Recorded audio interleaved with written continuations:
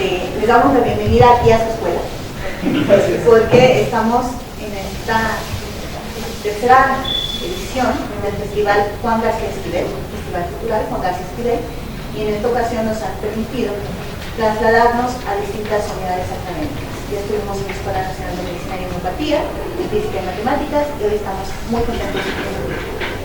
Así es que, bienvenidos y bienvenidas aquí a su escuela. Les voy a contar rapidísimo. Juan García Esquivel es un egresado politécnico, alumno politécnico con ustedes de cine. Estudió telecomunicación, música y fue, o es, reconocido mundialmente. ¿Conocen la música de Los Picapiedras? Don Gato. Y alguno dígame que sí, Burbujas. Pues él es el compositor y es egresado politécnico. Así es que, buscando en cultura esta formación que queremos ustedes, académica, cultural y deportiva, pues nos encontramos a Juan García Esquivel, que efectivamente él pudo haber hecho esto como lo van a hacer ustedes. Así es que búsquenlo porque es egresado politécnico. Pues hoy vamos a tener un conversatorio precisamente de cultura, música. Este conversatorio se titula Reflexiones en torno a la música y la tecnología desde el Politécnico. Vamos a ver cómo se presenta. Está con nosotros el doctor Francisco Irán Calvo Castro. Ahorita les voy a contar un poquito del doctor. Bienvenido, doctor. Está el maestro Enrique Barrios. Muy buenas tardes. Y el maestro Germán Antar Tirado, López Tirado, que es nuestro jefe de... ¿Qué es el maestro Antar? Es nuestro jefe de división de Fomento y Promoción Cultural en la Dirección de Difusión Cultural. Él nos hará favor de estar hoy como moderador de esta mesa, dirigiendo a estas dos personalidades que les voy a presentar. No voy a permitir presentar muy brevemente al doctor y al maestro. Doctor Irán Calvo, actual director interino del Centro de Investigación en Computación del Instituto Politécnico Nacional. Recibió el premio al mejor promedio y mejor tesis de doctorado en el año 2008, así como acreedor a la presea Lázaro Cárdenas en el área de física y matemáticas. Entre sus campos de interés están las ciencias cognitivas, la semántica léxica y la lingüística computacional. Es autor de más de 100 publicaciones en el área. Es fundador y director del Laboratorio de Ciencias Cognitivas Computacionales del Centro de Investigación de Computación del Instituto Politécnico Nacional, del CIC. Es integrante del Sistema Nacional de Investigadores y presidente de la Sociedad Mexicana de Inteligencia Artificial y la Asociación Mexicana para Procesamiento del Lenguaje Natural. Bienvenido. Gracias por estar.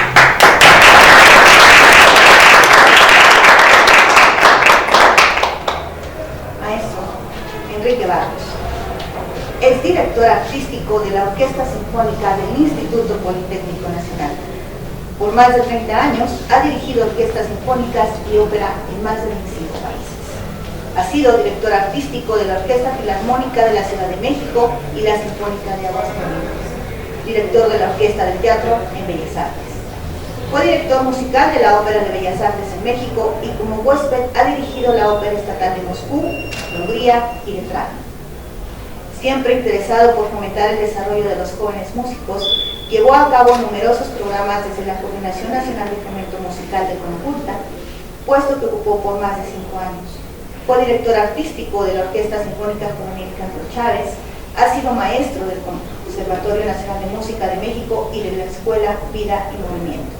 Ha dado cursos magistrales en Centroamérica, en la Orquesta Iberoamericana del Bicentenario, fue presidente del programa Iberoorquestas Juveniles de la Secretaría General Iberoamericana. Maestro Enrique Barrios ha realizado 20 grabaciones para diversos sellos discográficos como Philips, Sony, Polygram, y siempre impulsando la difusión de las obras de compositoras y compositores mexicanos musicales. Es un honor tenerlo también. Muchas gracias.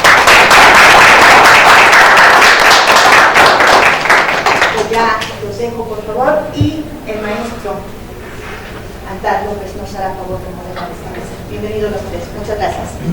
Muy buenos días, maestro, doctor, muchachos, qué bueno que nos acompañan.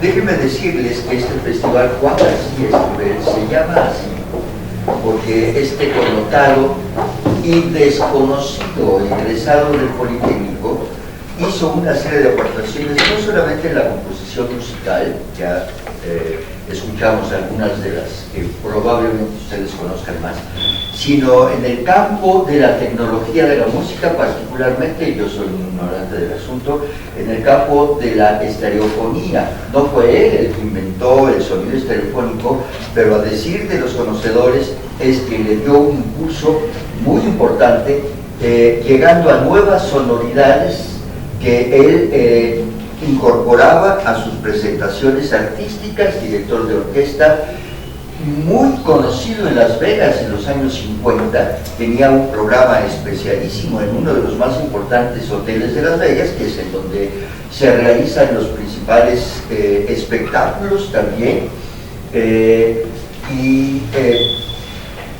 tuvo pues una presencia en el campo de la tecnología y de la música muy importante.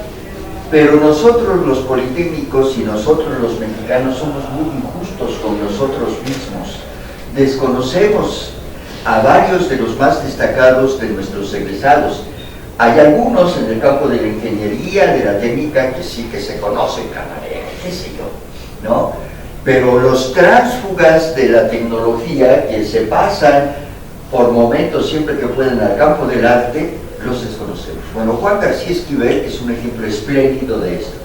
Por eso el festival, esta tercera edición, está dedicado a que conozcamos las reflexiones de los encargados del desarrollo de la ciencia y tecnología y de la música, para que nos hagan patente el núcleo común que tienen estas dos disciplinas y qué tanto podemos hacer.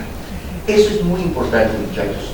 Me gustaría que esto estuviera lleno. Sabemos que este tipo de temas no concitan la asistencia de las mayorías, como si estuviera aquí un grupo de rock, entonces seguramente estaríamos llenos de público, pero no importa, hay que avanzar en ese sentido. Por eso me complace mucho estar con estos dos distinguidos participantes. ¿Me puedo interrumpir un momento, por favor?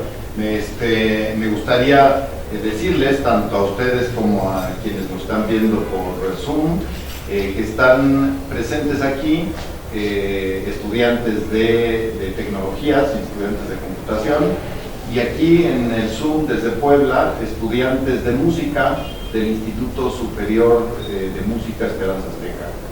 Así que pues se conjuntan, los presento, salúdense.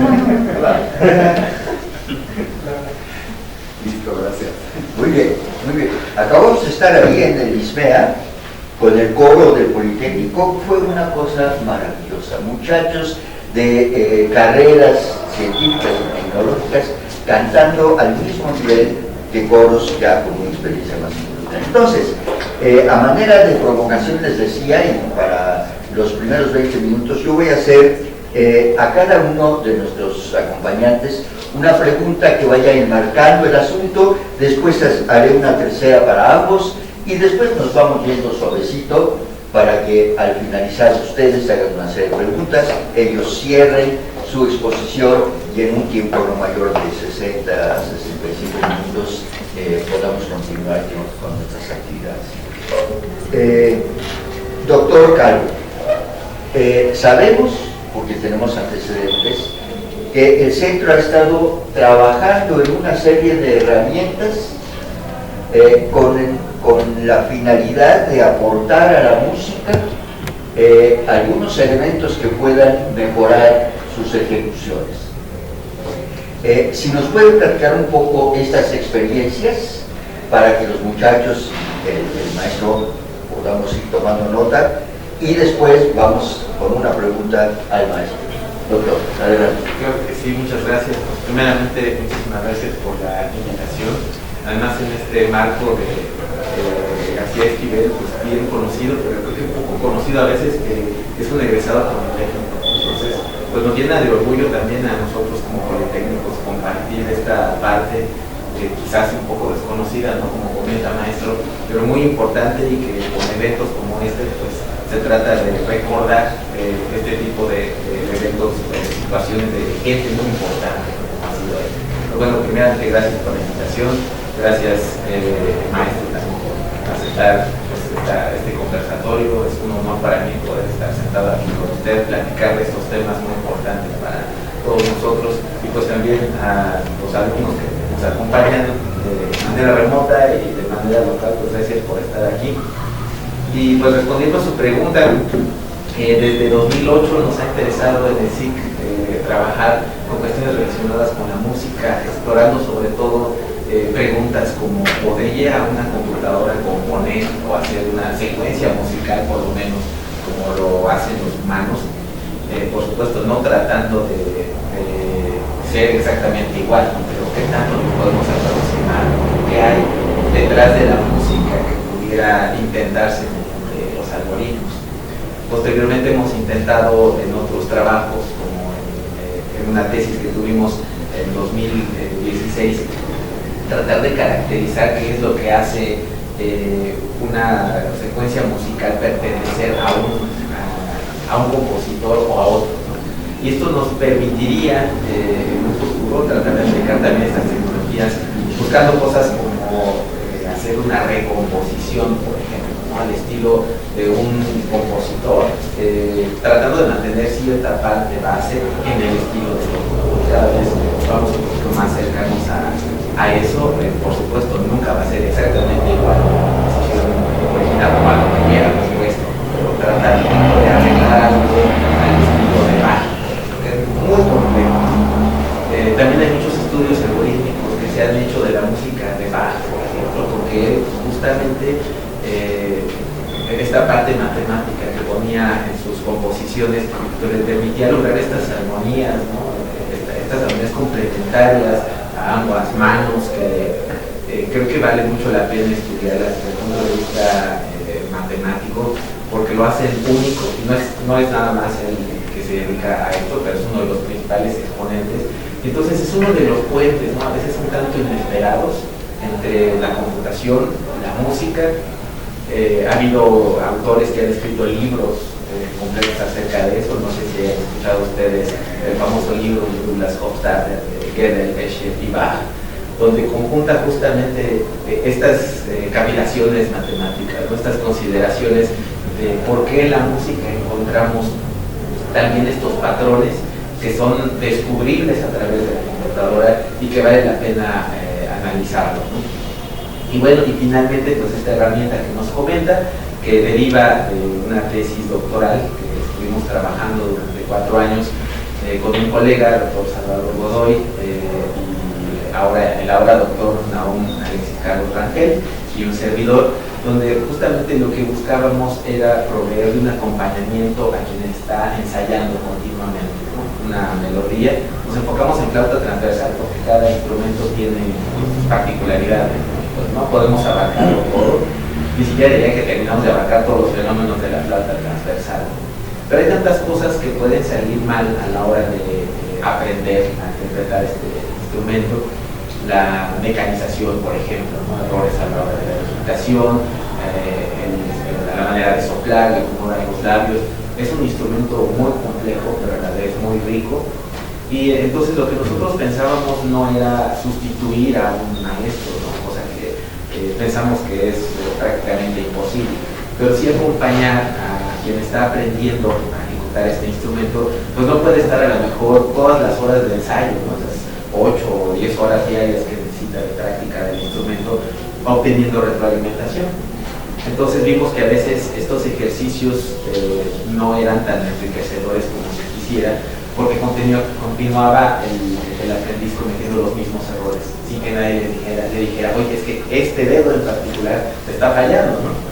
De ahí que nos dimos a la tarea mediante el análisis del sonido, tratar de encontrar qué era lo que estaba fallando, ¿no?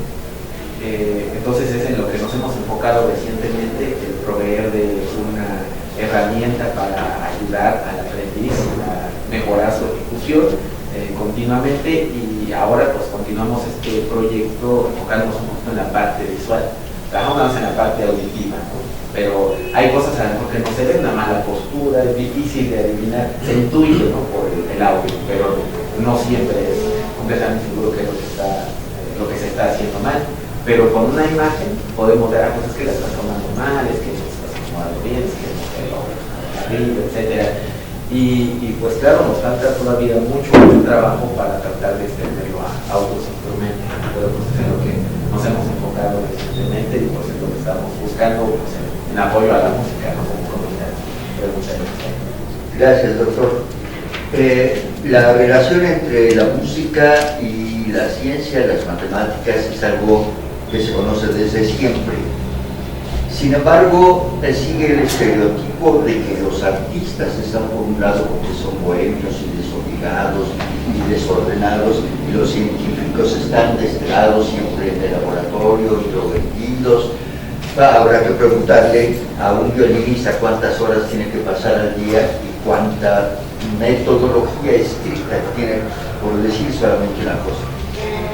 Sin embargo, esta conexión ha sido cada vez más evidente y el Politécnico tiene una gran tarea, por razones obvias, en esta cuestión.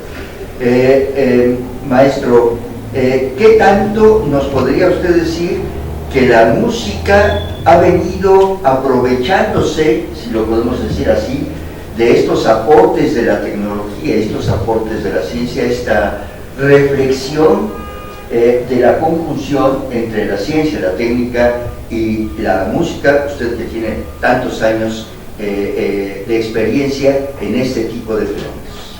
Muchas gracias, un gusto estar aquí. Y pues me gustaría comenzar por la tecnología antes de las computadoras. En la música siempre ha sido importante la tecnología, para empezar con la fabricación de instrumentos. Si bien los instrumentos de cuerda son una artesanía artística, por llamarlo de alguna manera, pero son instrumentos en donde la tecnología tal vez haya ayudado para mejores cuerdas, la tecnología actual, mejores arcos, por ejemplo, pero básicamente los violines más antiguos son los mejores. De allí la fama de Stradivarius y de Guarnieri y de los demás de aquella época. Pero los instrumentos de alientos y las percusiones son máquinas. Son máquinas y son máquinas muy precisas. Y se ha ido desarrollando más y más y más la tecnología para estos instrumentos, de manera que hoy los instrumentos que tocan los y las intérpretes son muchísimo, pero muchísimo mejores que los que se tenían hace 200 años, pero también son muchísimo mejores que los que se tenían hace 30 y 40 años. Y hoy en día las orquestas sinfónicas suenan mucho mejor que hace 20 y 30 años, y una de las razones es por el perfeccionamiento de las técnicas musicales, pero otro es también el avance de la tecnología.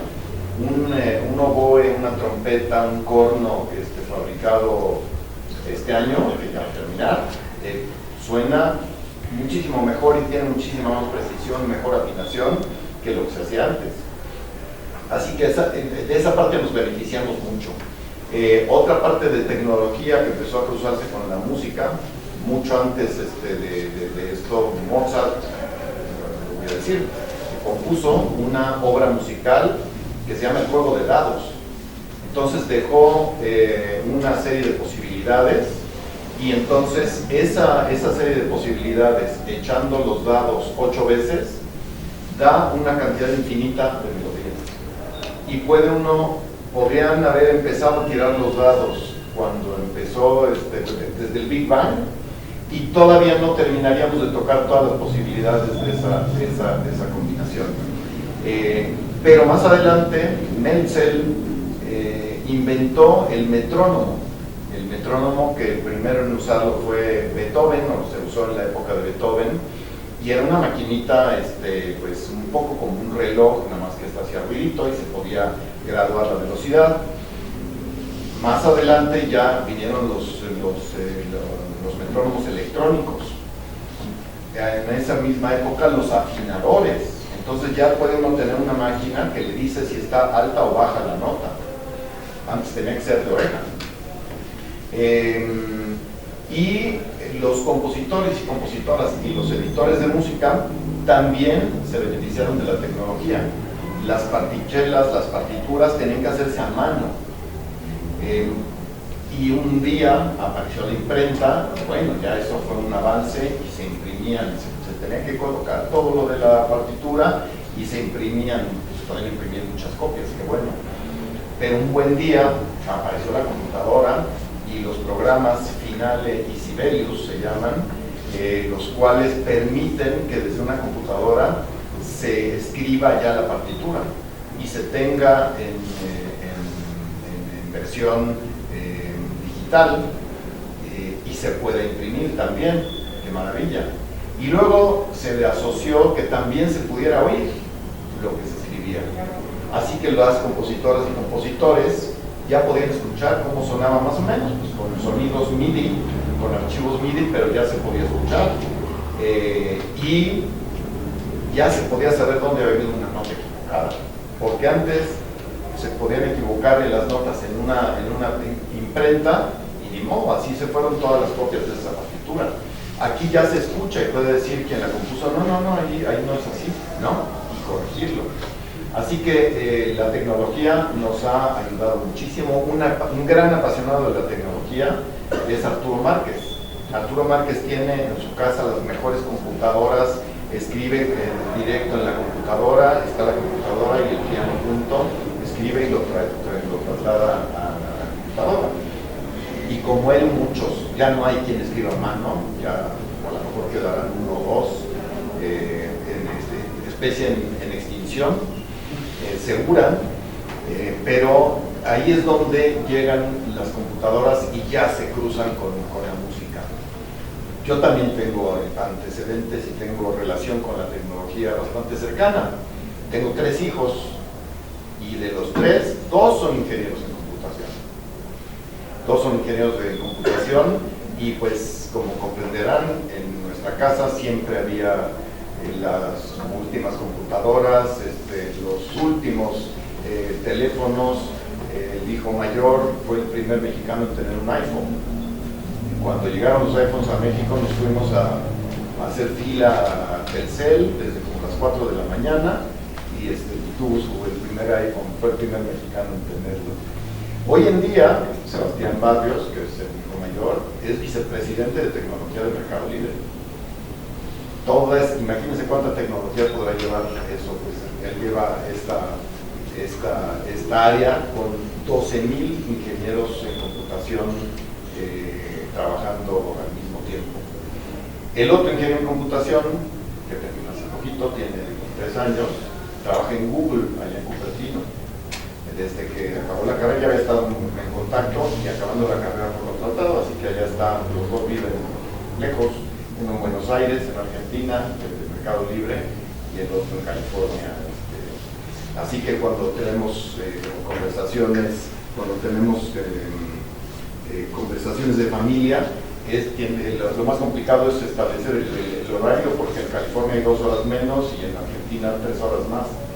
Así que siempre le queda mal a alguien. Bien, pues con todas esas computadoras en casa y viéndolos trabajar y escuchándoles hablar de todas las posibilidades,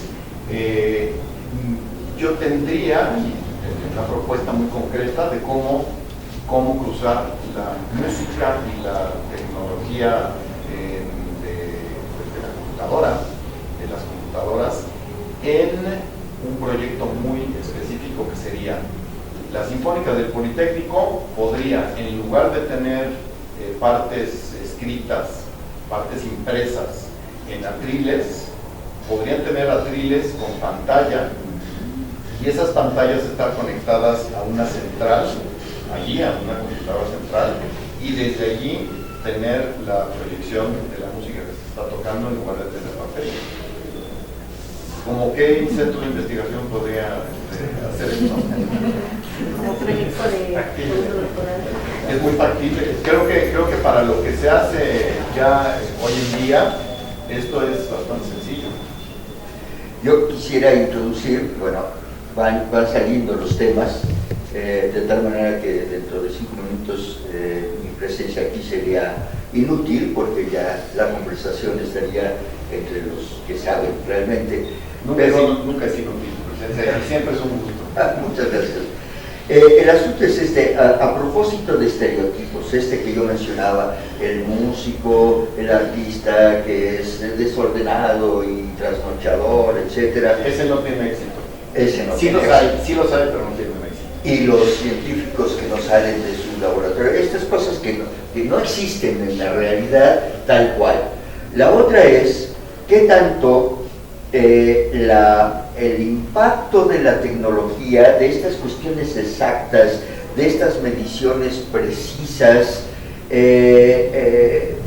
podrían, simplemente para romper el estereotipo, inducir e impactar en la ejecución de la música y hacerla demasiado fría, sí técnicamente exacta, sí técnicamente precisa, sí técnicamente afinada, ¿no? Sobre todo cuando, imagínense, si esto en un flautista solista es importante, cuando el maestro tiene a 40 músicos que tienen que tocar precisamente, y cuando él hace así tienen que cortar, ¿qué tanto esto podría llevarnos, como en esos cuentos de Isaac Asimov de ciencia ficción, a ejecuciones frías que no, que sí cuidaran la perfección, pero que no desarrollaran la sensibilidad? ¿Esto es factible? Le pregunto a ambos y empieza quien guste. Pues me gustaría empezar a mí. Muy bien. Comenté yo con las y los estudiantes del Instituto Superior de Música respecto de esta plática, que fue muy afortunado que quedara en la clase que doy los viernes, porque así estamos conjuntados. Pero bueno, me recordaba una de las estudiantes que hace unos años, bueno, por el año pasado, hubo la publicidad de un robot que dirigía. Creo que la Sony lo lanzó, bueno, lo presentó. Y bueno, sí, desde luego que puede marcar los compases, lo pueden seguir los músicos e ir juntos. Pero pues eso no es lo único en la música. Si bien sí es cierto que hay que tocar afinado y hay que tocar juntos y todo, pues hay que hacer frases, hay que hacer frases, comenzarlas, darles emoción, terminar la frase, hacer pausas. Es una retórica la que se practica. Entonces, ahí es donde aquel robot tan bonito, se veía muy bonito enfrente de la orquesta, pues no, realmente nunca va a ser la música con emoción. Creo que la inteligencia artificial es muy capaz de tomar composiciones de Beethoven, estudiarlas todas y sacar una décima sinfonía. Lo puede hacer perfectamente. Recuerdo un proyecto que hicieron en donde a una máquina le pusieron, con inteligencia artificial, le pusieron la información de pinturas no sé, todas las pinturas de Van Gogh, por decir algo, y le pidieron que creara otra pintura de Van Gogh, y lo hizo y se veía bastante parecida, ¿no? Habría que ver si los especialistas y los críticos de arte dirían, híjole, sí podría ser Van Gogh, o no, mira, en esto y en esto y en esto, ¿no? En la ejecución yo pienso que sería muy difícil que haya la posibilidad de que una máquina nos sustituya. Lo siento muy lejano. Afortunadamente a mí no me va a tocar eso. Gracias. Sí, doctor. Pues yo creo que estaríamos errados, ¿no?, si buscáramos eso, porque justamente las artes son actividades muy humanas, y si bien podemos aproximarnos a ellas, yo creo que lo hacemos más desde un enfoque de qué es lo que nos hace poder crear de esa forma, ¿no? Al menos nosotros en el Laboratorio de Ciencias Cognitivas Computacionales lo vemos como experimentos, ¿no?, de buscar qué tanto podemos acercarnos tanto a la parte de creatividad como a la parte de ejecución a lo que hacemos nosotros como humanos. Y la respuesta pues casi siempre creo yo que es muy bella, ¿no?, que lo que hace que una composición sea ejecutada de una manera muy particular. No solo tiene que ver con la composición en sí misma o con lo que quiere expresar la partitura, sino también con lo que vive el ejecutante, y ya no digamos en una orquesta, ¿no? Todos los ejecutantes en ese momento están viviendo algo en particular que, queriendo o no, le imprimen a su ejecución, y así como a sus historias de vida de cada uno de ellos. Tal vez en un futuro podríamos emular algún ejecutante o algún compositor que tuviera esa experiencia de vida, pero yo me imagino, pues, por todo lo que tendría que pasar, que no podría pasar como máquina, cosas como el nacimiento, ¿no? Cosas como la integración familiar, ¿no? Como veo ahí en el pizarrón que escriben cómo perciben a padre, madre, adulto, etc. Bueno, cuestiones como esas que va a ser muy difícil qué concepto va a tener una máquina de sus relaciones familiares, ¿no? Desde cómo empezaba, desde pequeño aprender qué cosas son sus primeros sonidos, etcétera, que a lo mejor no reflexionamos mucho en torno a ello, pero que finalmente a la hora de ejecutar o de crear o de tener alguna creación artística influyen de manera seguramente muy indirecta, pero que tienen que ver con eso. Entonces tendríamos que dotarle de todo eso si quisiéramos tener una máquina que se equiparara con lo que puede hacer un ser humano, cosa que es muy difícil que ocurra. Por eso quizás la parte que más creemos que puede ser útil, la parte tecnológica, la parte de la creación, por supuesto, de instrumentos cada vez más precisos, que tengan, hay hasta ciencia de materiales, ¿no? Muy interesante, estudios de resonancia, de cómo se comportan las ondas del sonido de cada uno de los instrumentos, e incluso sería debatible si realmente queremos también esa perfección en la forma de onda, ¿no? Porque como un ejemplo quizás muy burdo, ¿no? Hay muchos amantes de los amplificadores analógicos que dicen, no, es que por más que lo pongo no hay algo que suene como mi LP que esté sonando a través de mi amplificador de vuelta. ¿Por qué? Porque la parte digital forzosamente nos hace perder algo de esta naturaleza, ¿no? Aproximamos ya con un muestreo altísimo, una calidad muy alta, las formas de onda. Hay quienes dicen que prácticamente ya debería ser indistinguible para el ser humano, pero hay un aspecto que no sabemos qué tanto se romantiza, ¿no? Pero de quienes dicen es que por más que me pongas el aparato digital con la reproducción o el almacenamiento de forma de onda más alto, más caro, yo sigo escuchando lo mejor en mi acetato, en mi vinil, un amplificador analógico.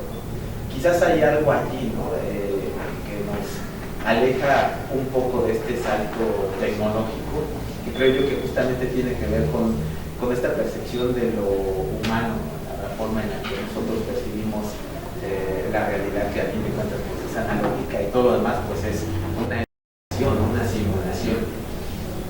Entonces, para cerrar esta intervención, si bien podemos incluso llegar a crear, como comentan, una 10ª sinfonía, sí es factible, y la analogía me parece muy buena, ¿no? La creación de pinturas, y no solo de Van Gogh, sino de muchas otras creaciones artísticas. Y me recuerda recientemente, este año, hubo un concurso de pintura digital, ¿no? Donde un grupo decidió someter una creación por una red neuronal, el famoso deep learning, que crea ya imágenes sorprendentemente reales, no solamente parece fotografías, sino también pinturas que parece que las hizo un humano. E inclusive ganó este concurso, y después dije, bueno, pues qué bueno que ganamos, pero ¿qué creen? Es una creación digital. Entonces está como engañando a los jueces, ¿no? O al menos no están siendo capaces de discernir si fue creación automatizada o no. Y nos viene a cuestionar también todo esto de qué es el arte, ¿no? O sea, si un juez dice, no, sí me gusta esta creación artística, pero no es de verdad. ¿Qué tanto, si es de verdad o no es de verdad? ¿Qué tanto vamos a permitir además que este tipo de creaciones participen y compitan con las creaciones de nuestros artistas? Vamos a mejor visualizarlo de pintura, ¿no? Pero va a aplicar lo mismo para la música, ¿no? ¿Qué tal que un día llega un artista desconocido y pues resulta que no es humano, ¿no? Y la gente no se da cuenta, ¿no? No quiere que sea mejor, y como comencé al principio de esta intervención, pues tampoco creo que sería deseable, pero sí es un aspecto interesante a explorar, ¿no? Porque por lo menos querría decir que estamos comenzando a entender un poquito más ese proceso creativo que nosotros hacemos, y al entenderlo, al poderlo poner fuera, pues también entendernos más a nosotros mismos. Creo que el objetivo está ahí, en entendernos a nosotros mismos, no sustituirnos, sino buscar esto que nos asuma. A mí me gustaría comentar con respecto a esto que realmente lo que debemos de buscar, yo creo, es utilizar la tecnología en lo que sirve, en lo que no sustituye al humano. ¿Cuál es el interés de sustituir al humano? ¿No?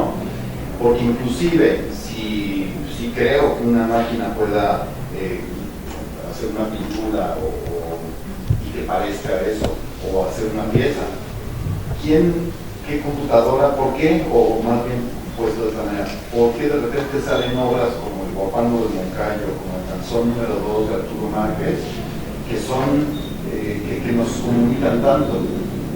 Eso yo creo que muy difícilmente lo podría saber hasta la inteligencia artificial más desarrollada.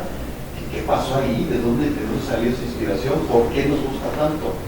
Entonces, pues aquí estamos los seres humanos, y utilizamos la tecnología para lo que sirve y para lo que sirve muy bien, ¿no? Lo otro me parece un poco fuera de lugar, sobre todo cuando nos quiere sustituir. No, definitivamente no es el objetivo, ¿no? Como comentaba, ¿no? Pues es entender y ayudarnos a practicar, ¿no? A mejorar la ejecución, que era también una de las cosas que nos preguntaba inicialmente, más allá de la composición, ¿qué tanto una herramienta como la que también comentamos, donde pues cada vez mejora más la ejecución con la interacción, podría llegar a dar una ejecución fría, ¿no? ¿Usted qué opinaría de una persona que ejecuta al pie de la letra una partitura? ¿Sería deseable? O a lo mejor en esos pequeñísimos errores hay una al pie de la letra sí hay que ejecutarla, al pie de la letra, esa es nuestra obligación, y nos dedicamos mucho tiempo de ensayos a... Yo soy el abogado de los... Al pie de la nota. Al pie de la nota, sí, al pie de la nota. Ahora nos toca esos textos, darles la emoción, darles la expresividad, darles el fraseo, porque no quisiéramos tampoco que una máquina nos lea El Quijote, por ejemplo, ¿no? Es horrible. Tu lugar de la mancha, no quiero acordarme, ¿no? Pues no es lo que esperamos, tiene que haber en los textos, o una obra de teatro, ¿no? Un monólogo de Shakespeare, bueno, pues no es para que lo lea una máquina, ¿no? El arte, como todos sabemos, es la ocupación humana que tiene que ver con la estética, o sea, con la sensibilidad, En economía, los que saben dicen, parece una cuestión absurda, que la diferencia entre un tornillo y una ejecución de una coreografía es que los tornillos las hacen las máquinas todos iguales, con la medida exacta para que embonen la rosca. En cambio, una ejecución coreográfica, siendo tocada por los mismos músicos e interpretada por el mismo bailarín o bailarina, siempre es distinta. Son productos únicos e irrepetibles.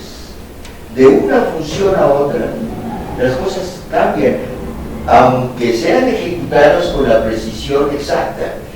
¿Y por qué cambian?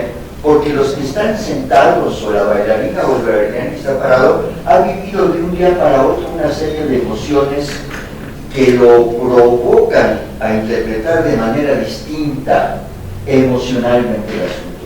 Entonces parece que está claro que la conclusión de la ciencia y de la tecnología no busca ninguna sustitución, busca aprovechar los mejores resultados de la ciencia y la tecnología en beneficio de la mejor ejecución y de la mejor creación en su caso. Terminaría, antes de escuchar las preguntas de los muchachos preguntándoles, tengo la impresión de que todavía hay una actitud relativamente reacia entre los músicos de aceptar la importancia de la tecnología y de los científicos en decir, yo, ¿por qué me voy a dedicar a eso? Mejor me voy a la nanotecnología y cosas de veras. ¿Qué podríamos hacer? ¿Qué tenemos que hacer? ¿Qué tienen que hacer nuestros alumnos para explicarles cada vez más a los músicos y a los científicos y todavía más cerca a nuestros docentes, que de repente cuando dicen, maestro, es que voy a ir a una obra de teatro? No, tú estás aquí para ser ingeniero, no actor, no pierdas el tiempo en eso. ¿Qué tendríamos que hacer para ir acercando cada vez más estos dos mundos, doctor? Pues esto que comentan, ¿no? De que hay a veces cierta actitud de dejar a un lado la parte humana, fue lo que nos motivó para la creación de este laboratorio, ¿no? De ciencias cognitivas computacionales, porque justamente toda la tecnología en la que trabajamos finalmente va dirigida a los humanos, y a veces se nos olvida, nos quitamos de la ecuación, tenemos un nuevo material, ¿no? Como comenta ahí, cuáles van a ser las implicaciones de este nuevo material, o ya lo estamos viviendo ahora con redes sociales, y decir qué bueno, y cuando nos pusimos a estudiar las implicaciones, realmente va a hacer que tengamos mejores sociedades o no, va a amplificar los contenidos negativos o los positivos también, o sea, hay muchísimas implicaciones siempre de la tecnología, y por supuesto todo lo que hacemos aplicado en la cuestión musical, que es una actividad muy humana, pues también va a tener implicaciones. Entonces, vale la pena estudiarlo porque es en parte estudiar lo que es el humano y también la vida. Como comentaba, un día a otro le pasó algo a alguno de los integrantes de una orquesta y la ejecutar de manera diferente, mejor o peor, es relativo pero diferente, y esto me recuerda mucho la frase de Gráfico, no me baño dos veces en el mismo río, porque cada vez trae diferente agua, y pues así es la vida, así son las ejecuciones, y finalmente yo creo que no debemos quedarnos sin este valor, ¿no? De la ejecución en vivo, de la comunicación humana que va más allá de una simple repetición. A mí me parece importantísimo también, como estábamos hablando de las grabaciones y de las grabaciones analógicas y las digitales, yo no soy para nada fan de la alta fidelidad y de los aparatos amplificadores y demás. Y la única diferencia que sí noto, lo escucho y digo, pues sí, mejor no, pero la gran diferencia que escucho es entre una grabación y un concierto en vivo, eso sí es totalmente diferente. Si el amplificador es de bulbos o de transistores, me da más o menos lo mismo, porque yo estoy oyendo otra cosa, estoy oyendo los placeros, estoy oyendo la emoción, pero de todas maneras una grabación nunca tiene la transmisión de vibraciones que tiene la música en vivo. Hay cosas que algún día se estudiarán y se verá que es esa transmisión magnética, ¿no? Pero en la misma dirección, pensando en el robot que presentaron, yo dirigiendo a la orquesta, de pronto pienso algo, todos deberían escuchar desde los pizzicatos de los contrabajos para que todos los están escuchando. ¿Cómo se los comunico? Yo qué sé. Pero me pasó hace 2 semanas en concierto, fuimos de gira a Reynosa. En Reynosa estaba yo pensando, de pronto sentí como todos estaban escuchando eso, y después me comentaron, sí, nos fuimos a escuchar los pizzicatos de los contrabajos. ¿Va a ser eso el robot? Pues no, a menos que también le pongan magnetismo y demás, ¿no? Pero entonces ya no sería una máquina, sería un humano, finalmente. La creación máxima de la tecnología sería crear un ser humano como ya somos. A mí me gusta la otra tecnología, ¿no? Estoy de acuerdo. Muy bien, pues pasemos a las preguntas, si no después tendremos una última posibilidad de cerrar con cada uno de ustedes. Compañeros, y yo no sé, maestros, si sea posible. Sí, ya les pedí si tienen alguna con dice uno de los estudiantes que es contrabajista, muy importante los sindicatos de los contrabajistas. Pues, ¿Alguna pregunta o comentario en el Instituto Superior de Música? ¿O empezamos con las preguntas? Empecemos con la de los muchachos. Adelante, por favor. Vale, voy a iniciar con una postura que hizo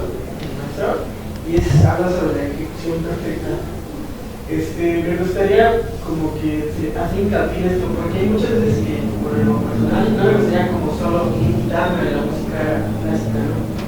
Porque sí es verdad que muchos de aquí no solo escuchamos eso, ¿no? A lo mejor un ejemplo mío es que yo no inicié escuchando música clásica, inicié escuchando artistas que me enseñó mi papá o que me enseñó mi hermano, no fue mi primer acercamiento. Entonces hay algo que se llama, o que muchos llaman improvisación, ¿no? Cuando tú tratas de ejecutar una pieza o ejecutar una pieza de música, algo que muchos músicos fuera de la clásica, tales como B.B. King, que fue un musicero muy reconocido, él no sabía hacer acordes, él no sabía ejecutar un do en una guitarra, él sabía puntear, sabía hacer solos, por así decirlo, ¿no?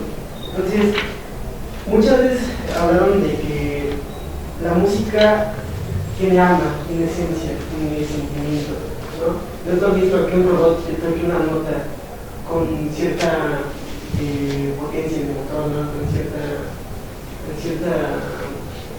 fuerza. Y un humano, en lo contrario, sin interesación, ¿no? Sin integración de tu cuerpo, sin músico, tiene mis bandas, ¿no? Y muchas veces la emoción de un público, la emoción de estar en un escenario es diferente. No es lo mismo tocar en un ensayo y dices, pues sí, la tengo que cantar, ¿no? Y me sale, ¿no? Y que está bien. Pero muchas veces recabas a un público, un escenario, cuando ves a personas admirándote, ¿no? Por la forma en la que ejecutas tu instrumento, algo que si yo bueno, a mí me gusta mucho esta improvisación, ¿no? Crear piezas a partir de una base musical y darle ese sentimiento, ¿no?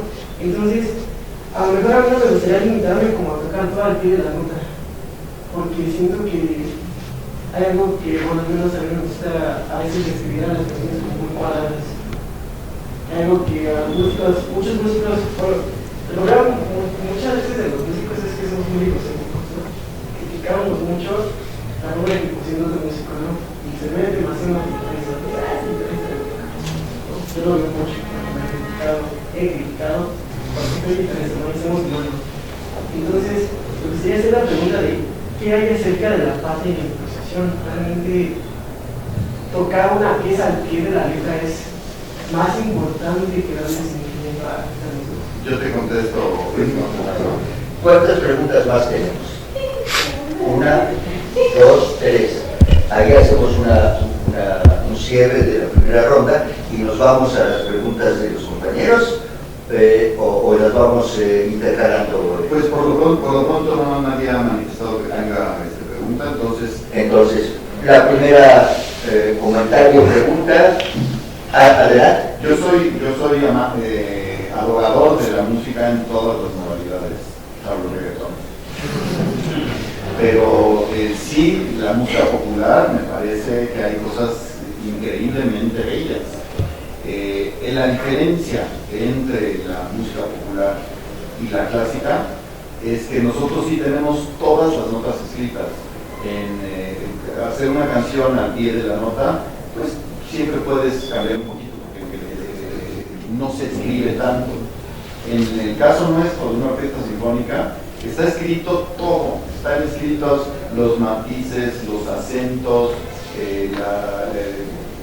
la velocidad, cómo va cambiando, todo está escrito, entonces por eso tenemos que hacerla al pie de la nota. Pero hay una cosa que no está escrita en la música y son las puntuaciones. La puntuación no está escrita en la música. ¿Qué quiere decir esto? El compositor no te pone, en general, salvo ciertos casos, aquí empieza la frase, aquí hay una coma en la misma frase y aquí termina. Eso cada quien lo tiene que ir descubriendo o inventando, ¿no? Hay un chiste muy feo, pero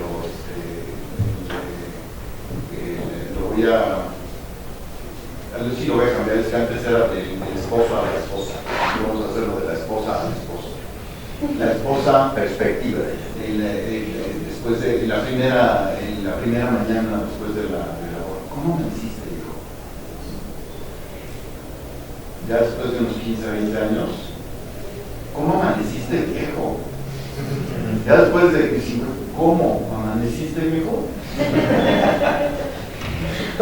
En la música es posible hacer eso. O sea, si nada más pones como necesita viejo sin puntuación, tú le puedes poner la puntuación que quieras y va a sonar diferente. Eso lo tenemos los músicos como libertad. Pero fuera de ahí, y de la emoción, y del clímax de la frase y demás, lo demás está escrito. Haríamos muy mal en decir, a ver, Beethoven aquí dejó escrito que esto lo toque el corno, pero es mejor que lo toque la trompeta hoy, ¿no? Y no sé, ya sería otra obra. Y para eso, pues, no que alguien componga una nueva, ¿no? No, incluso hay géneros como el jazz, en donde la improvisación es una parte, exacto, es obligatorio. Ahí no se trata de que yo quiero, se trata de que así es, y a veces es la improvisación del piano y del sax y del bajo y demás, ¿no? Esa es la maravilla de la universalidad de la música. ¿Sobre este tema, maestro, o pasamos a otra pregunta? Rápidamente. Sí, bueno, adelante. Es fascinante esto de la discusión cuando estás en el instrumento, intentando. Creo que se siente algo como si tuviera a través de ti, como si viniera de otro lado. Y también, qué maravilla cuando además entras en conexión con tu banda.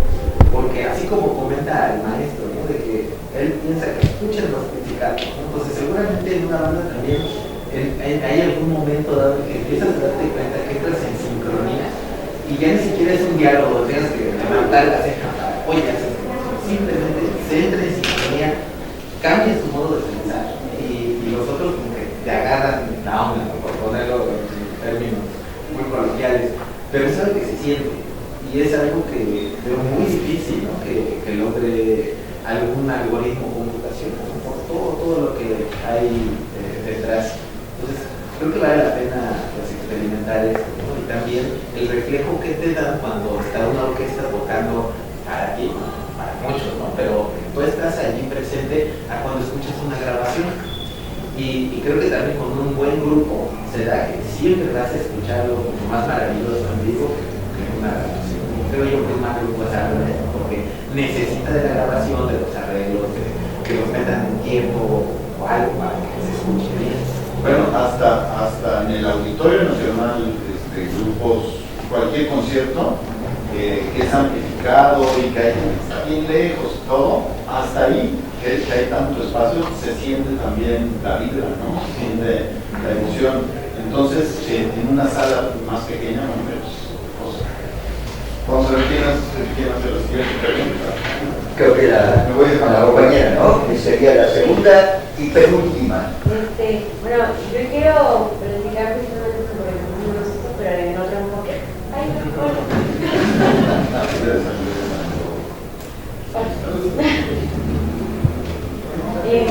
bueno, yo creo que más que perfección, yo creo que lo que nos referimos es la excelencia, ¿no?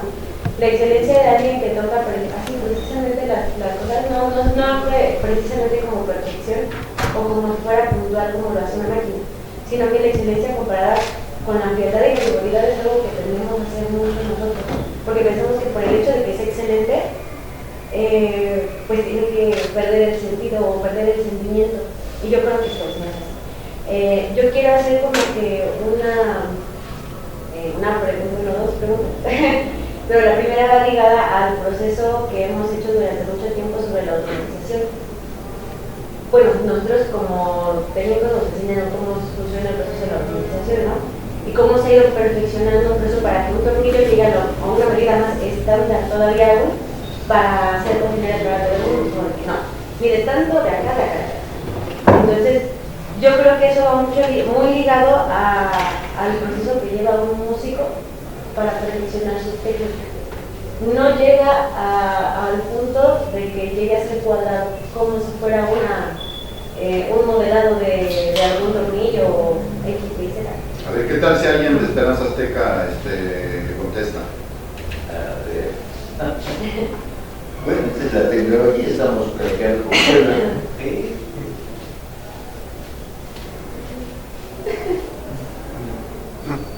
Sí, son dos aspectos diferentes, pero siempre hay que pensar que la música es un texto, y tiene uno que leerlo con la pronunciación como es, con los acentos como son. Aquí tenemos alguien que estudió, que se dedica al teatro, no me dejará mentir, tiene que decirse el texto como es. Y ahora ya aprendiéndose el texto, ahora ponle la emoción, ponle tu propia interpretación, no tiene nada por qué ser frío. Puedes tú tomar el texto y decirlo con emoción y decirlo con diferentes ambientes y hacer llorar a la gente si es el caso. La excelencia y la perfección, eso me lo llevo de esta mesa, ¿no? Una última pregunta, adelante. Ahorita estamos, se ha hablado sobre el proceso de tanto la perfección, tocar el pie de la nota, y el sentimiento que se le pondría, o más bien el sonido que sale al momento de que el ser humano, o sea, el sentimiento al momento de tocar un instrumento. Mi pregunta es, ¿qué pasa si es un poco de ambas? Por ejemplo, hay personas que no cuentan con un brazo completamente funcional o una voz completamente funcional y tienen que apoyarse de estas tecnologías para poder lograr esos sonidos. Y aunque traten de hacerlo la mayoría de las veces, si nos ponemos en el modo del pie de la nota, no se puede alcanzar la mayoría de las veces. Sin embargo, ese sentimiento, esa vibra que nos quiere transmitir el que está tocando el instrumento, al momento de hacerlo no se puede lograr. Hay que decirlo, la tecnología no está lo suficientemente desarrollada como para sustituir mi muñeca completa. Por ejemplo, alguien que toca las percusiones al momento de querer dar, yo diría, al momento de que empieza a tocar, hay un crescendo al momento de que empieza a tocar. No podría darle esa potencia o esa subida de tono, ¿no? Por así decirlo. Sé que no estoy ocupando las palabras correctas. Sin embargo, a eso, ¿cómo le podríamos definir? ¿Es perfecto por la emoción que está queriendo transmitir o simplemente no es perfecto porque no se logra el sonido al momento de tocar? Yo creo que aquí estamos en un tema muy interesante, ¿no? De qué cosas queremos que sean exactas y qué cosas no, y hasta qué grado pueden llegar a ser exactas. Las matemáticas son exactas porque no están en el mundo físico, no están sujetas a posibles variaciones. Y como están en un mundo imaginario, ahí podemos hacerlas tan exactas como queramos. Cuando pasamos al mundo físico, tenemos ciencias que son exactas, como la física, la ingeniería, buscamos que fabriquen tornillos que sean lo más exactos posible. Y ahí sí queremos que sea así para tener uniformidad, para tener estándares, para que no se nos caigan los edificios, para que los trenes bala puedan ir a cada vez mayor velocidad. Y ahí no buscamos tanto una expresión de una emoción, ¿no? O un sentimiento. Pero cuando nos juntamos con la música, por ejemplo, pues allí ya entran estas preguntas, ¿no? De hasta qué grado queremos que haya exactitud en la ejecución. Y ya nos comenta el maestro de manera muy iluminadora, ¿no? Que hay cierta flexibilidad en la interpretación de una partitura. Por eso es interpretación, no es nada más ejecutarlo como robot, ¿no? Hay ciertos, quizás muy minuciosos, muy pequeños cambios, pero que se perciben justamente como esta parte de la expresividad. Y regresando a la parte del brazo robótico, hay una serie de inteligencia artificial que la pueden buscar ustedes en Google, en YouTube, y nos muestra de manera también muy sorprendente cómo una prótesis llega a ser ya tan avanzada que le permite a que perder el brazo tocar el violín. Allí sí queremos ejecución, pero fíjense, finura o exactitud en poder interpretar las señales eléctricas que da el humano para que pueda expresarse de manera completa. Y también entramos en qué tanto a lo mejor nuestro músculo va a estar desarrollado para que podamos imprimir de esta ejecución como nosotros lo estamos pensando. A lo mejor va a haber gente que si no ejercita, si no hace su práctica, pues no va a tener esta parte mecánica que le permitiría expresarse. Y por último, la parte del arte, ¿no? De qué arte es perfecto. Y pues yo creo que es una cuestión filosófica que tiene que ver ya con la cuestión estética, porque habrá cosas que parecen bellas a uno y a otros no, como incluso de guitarra improvisada, ¿no? O sea, pues es que no toca arreglo, porque no toca como yo. Pues yo interpreto que la belleza es así, entonces es algo tan relativo que hablar ya de perfección en el arte, pues ya nos lleva a otro terreno, ¿no? Vamos entonces, si les parece, a ir concluyendo. Doctor, maestro, si pudiéramos hacer algunos comentarios finales, retomando lo que ustedes consideran fundamental, y dar un mensaje de este festival a todos los que nos han estado escuchando, que bueno que nos escuchan desde allá, y darle cierre a esto que ha sido para todos una charla muy interesante e enriquecedora. A mí me gustaría hacer unos comentarios. Uno es me gusta el símil, o más bien ya lo voy a hablar como símil del tren bala. Pues sí, el tren bala tiene que ser perfecto y tiene que no descarrilarse y tiene que hacer el menor ruido posible y todo eso, ¿no? Pero lo importante es lo que va adentro. La vida humana que va adentro es lo importante. Así es la música, todas las notas y todo lo escrito es como el tren bala, pero lo importante es lo que va adentro, el alma humana, la expresividad, y sin pasajeros el tren bala no tiene sentido. Sin la expresividad y todo eso, una orquesta va a ir tocando a 1000 por hora, pero que no tiene expresividad, pues no, a mí no quisiera eso, ¿no? ¿Qué tanto podría una máquina entender los sentimientos que un compositor nos dejó en una partitura si no ha vivido todo eso, ¿no? La ternura de tener un bebé en los brazos, o el dolor de haber perdido a tu pareja, o tantas emociones que hay y que están puestas en partituras, y que muchas veces, ya que tenemos las notas en el texto avanzado, algo que a mí me gusta mucho hacer es profundizar en lo que hay dentro de la música. Hace 2 semanas presentamos Hacia los Zaratustra de Richard Strauss sobre el libro de Nietzsche. Bueno, yo leí el libro de Nietzsche, estuve viendo todo lo que son los temas que pone Strauss y los diferentes estados de ánimo y los diferentes, cómo tocar, por ejemplo, la búsqueda del sentido de la vida. Hay un tema que es la búsqueda del sentido de la vida. ¿Cómo lo va a hacer el robot? Las pasiones y los placeres. Zaratustra nos pone que hay gente que busca el sentido de la vida en los placeres y las pasiones. Entonces hay esa sección que hay que hacerla pensando todo lo que puedas pensar de eso, ¿no? Y luego llega el tema del asco. Se asquea el personaje y hay un tema que es el asco que a veces se asquea uno hasta de comer chocolate, ¿no? Puede suceder. ¿Cómo va a entender esos excesos y esas sensaciones? A los músicos nos tenemos que poner a hablar de eso para poder darle el sentido correcto, darle la emoción, darle lo que se tiene que transmitir. Ahora, la tecnología, claro que sirve. Vamos a presentar la semana próxima la ópera Madame Butterfly.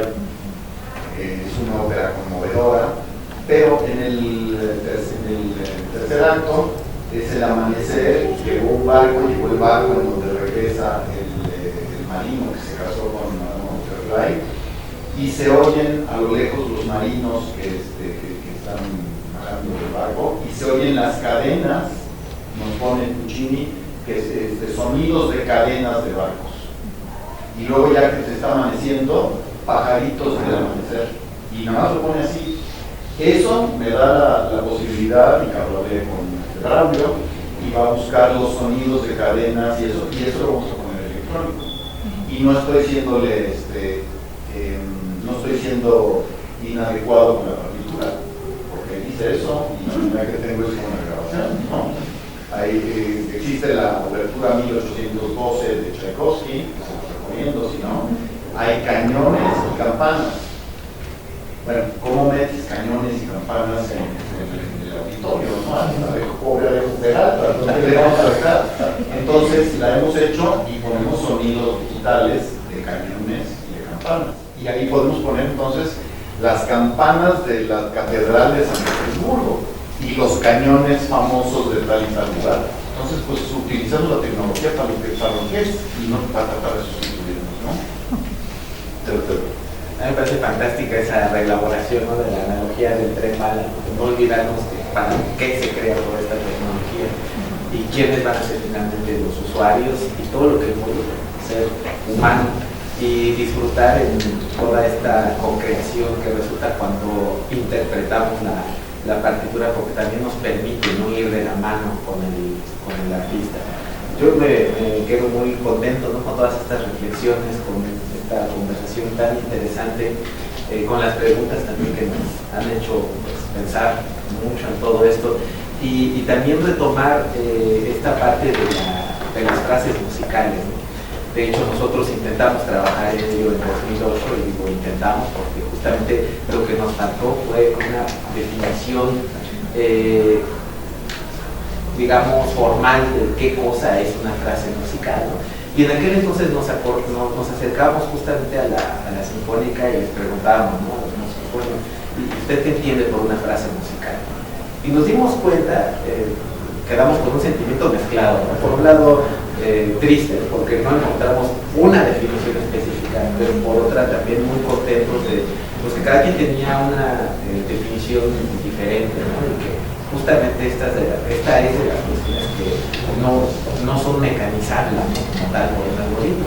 Y pues hoy lo venimos a constatar con esto que nos platica, ¿no?, que finalmente pues, nos nutre toda esta cultura que hemos venido haciendo, y finalmente pues retomar esto, ¿no?, de que las actividades humanas no las podemos hacer a un lado, aunque nos dediquemos en gran parte a la técnica, a la ingeniería, pero pues no podemos dejar de ser humanos, ¿no?, a fin de cuentas, y eso nos mueve. También me encantan esos ejemplos de cómo tenemos además que conocer qué está diciendo la música, tiene un significado. Y definitivamente, inclusive también la aplica para el procesamiento de textos, ¿no? También hemos trabajado en cuestiones de lingüística computacional, y el poder decir que la máquina entiende el texto es sumamente aventurado, ¿no? Todos los generadores de texto, cuentos, historias que tenemos hablar, que ya los hay, son más o menos buenos. De ninguna manera podemos decir que está entendiendo, ¿no?, todo lo que hay detrás de lo que está escribiendo la computadora. Y también me gustaría pues evocar pinturas en una exhibición de Mussorgsky, que cómo nos llega a transmitir lo que hay en la pintura, ¿no?, y co-creamos en esta imaginación de lo que alcanzamos a ver a través de lo que escuchamos. Y esto pues me parece fantástico e inmemorable. Y luego hay la otra parte, porque este cuadro es una exposición, que lo escribió Mussorgsky, pues después de ir a una exposición de su amigo que acababa de morir, hicieron esa exposición de cuadros porque acababa de morir, y él los escribió la obra desde esa perspectiva. Y de hecho, cuando uno va y ve los cuadros de la exposición, son decepcionantes. La música es como se imaginó Mussorgsky esos cuadros o esas escenas. Hagan el experimento porque es muy decepcionante. Ya no los quiero ver. Bien, pues entonces yo creo que debemos congratularnos de que el festival Juan García Esquivel haya concitado esta conjunción de especialistas, de buenos conversadores y conocedores de sus respectivas áreas, y las respectivas, no las separo, sino esta conjunción que se da de nuestros amigos estudiantes y sus espléndidas preguntas, de la posibilidad, gracias al maestro, de que nos estén escuchando desde Puebla. Un saludo para todos ellos, pero también un agradecimiento a nuestros amigos de difusión, del área de difusión, que se encargan de que esta charla no sea efímera, sino que quede ahí para repetirla tantas veces como sea posible. Por supuesto también a la coordinadora del festival, la doctora Samantha Leiva, a la licenciada Araceli, quienes siempre nos acompañan. España para presentar los eventos a todo lo que significa la Dirección de Difusión Cultural y en este caso nuestra escuela huésped. Agradecerles a todos ustedes, invitarlos a que, díganme quién ha ido al Centro Cultural Jaime Torres Bonet.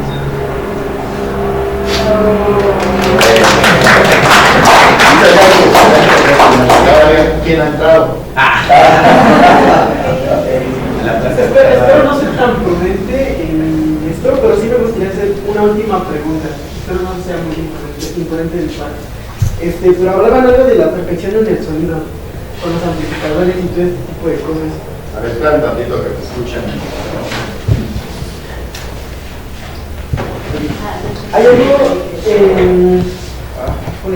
me gustaría primero iniciar con mi punto de vista acerca de este tema de la perfección en el sonido. Usted hablaba sobre ondas, ¿no? De perfeccionar ondas y frecuencias de ondas, ¿no? Para perfeccionar el sonido y poder acercarnos a la perfección. Desde mi punto de vista, yo creo que esto es imposible, ¿no? Porque un robot no transmite y la perfección no existe. Yo creo que lo que hace un músico es que se equivoque y que detalle este tipo de cosas. La perfección yo la considero como algo subjetivo, ¿no? A lo mejor para alguien tocar perfecto es tocar bien y otra persona tal vez tocar perfecto es tocar con sentimiento, ¿no? Y considero que como la perfección no existe, considero que el sonido perfecto tampoco existe, ¿no? Entonces yo considero que la tecnología no puede buscar esta perfección o buscar transmitir algo porque la música no es perfecta. La música tiene errores y la música tiene alma y tiene esencia. Y es algo que un robot no puede tener. Entonces, aquí va mi pregunta. ¿Qué es lo que busca realmente la tecnología con la música? ¿Busca la parte humana en la música o solo busca copiar la música? Esa es mi pregunta. Perdón la imprudencia, perdón por no fue la mejor Adelante. Gracias por la pregunta. Bueno, yo creo que tiene muchas aristas, ¿no? Muchas formas de ver esto. Como comentábamos hace rato, qué cosa es la perfección en el arte, es algo que creo que no está definido. Entonces, la tecnología necesita un objetivo muy específico que esté definido para llegar ahí. En este caso, no busca realizar el arte de manera igual como lo haría un ser humano, pero sí puede explorar cuáles son los caminos que utilizan los seres humanos para crear el arte. Yo creo que no vamos a llegar nunca a hacer exactamente lo que hace un humano en el arte, pero en las formas de onda sí, tratar de buscar una grabación, ahí sí podemos poner como objetivo que sea lo más idéntica a la fuente de referencia. Una fuente de referencia, pero como una forma de onda. Podemos crear cada vez a niveles más rápidos, una tasa de muestreo altísima que llegue prácticamente a capturar todas las vibraciones, ¿no? Si quieres, desde a las cuerdas, ¿no? A los quarks, ese podría ser un objetivo. Otra pregunta es, ¿va a ser útil eso? ¿Vamos a crear una grabación perfecta? ¿Vamos a poderla distinguir o no de una real? Y quizás de manera más interesante, si lográramos capturar esas vibraciones hasta ese nivel prácticamente cuántico, entonces capturaríamos aquello a lo que llamamos ahorita alma de la música, independientemente de que la ejecución sea perfecta o no. O sea, ahí ya hablamos de otro lado artístico, de decir justamente que estos errores o estas modificaciones involuntarias que se está leyendo le da sabor, ¿no? Independientemente de ello, si lográramos una grabación con esta perfección, ¿lograríamos capturar eso? Creo que ahorita no. Yo tengo dos comentarios. Uno, que aunque la frase errare humanum es de humanos equivocarse, no es de músicos. No, la equivocación o los errores no es lo que hace humano a la música. Lo que hace humano a la música es el sentimiento, no los errores. Y a mí me gustaría concluir con lo siguiente. Una cosa es vibrar físicamente, una cosa es vibrar en la física y otra cosa es vibrar humanamente. Y eso es lo que buscamos, que por medio de vibraciones físicas vibremos humanamente.